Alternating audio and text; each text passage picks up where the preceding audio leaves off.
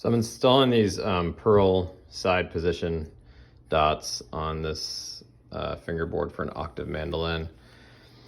Quickly, how I go about doing it.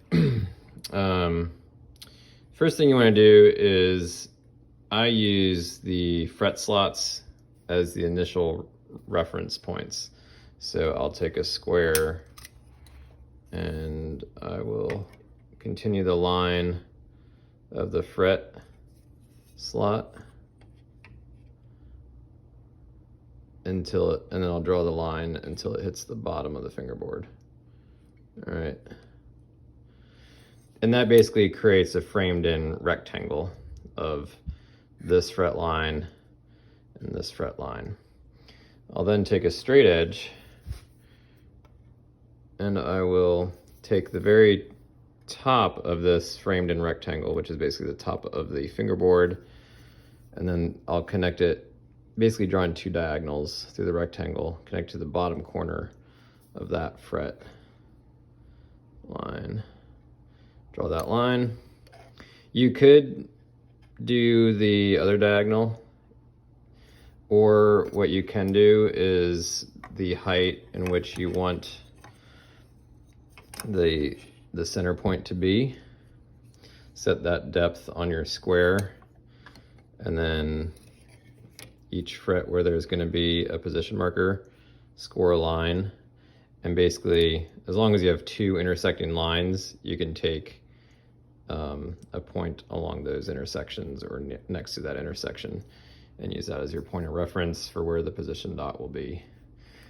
I then use this, just anything sharp. It could be a nail, a screw. I just have this scribe, and I always kind of just really kind of rotate the scribe wide enough so that the drill bit can catch into that and not skip around. That could be an issue that can happen.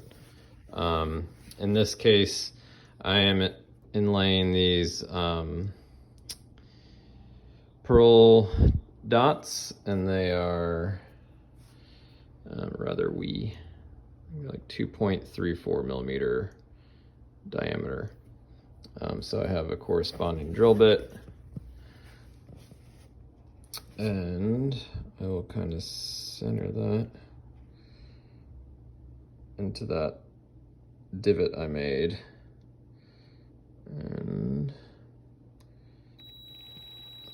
just kind of lightly go down. You always want to test on scrap wood too. So I just used a piece of scrap wood before this and put the pearl dots in there to make sure that the drill bit would work, and it does. And then I'll take the pearl dot and I'll carefully try to put it in there. And then sometimes you have to use, I'll just use like this scribe to kind of nudge it in there.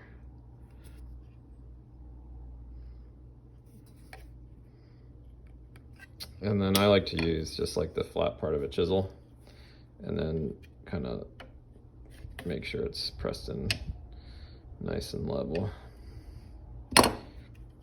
Once I've got them all inlaid, then I'll go back with just this thin viscosity super glue and just put a little dab on each one. And let that dry, and then I'll go over it with a razor blade to scrape off any excess super glue, and then just lightly kind of go over it with 220 grit sandpaper. So I'm going to do that the entire length of the fingerboard, and then those position markers will be completed.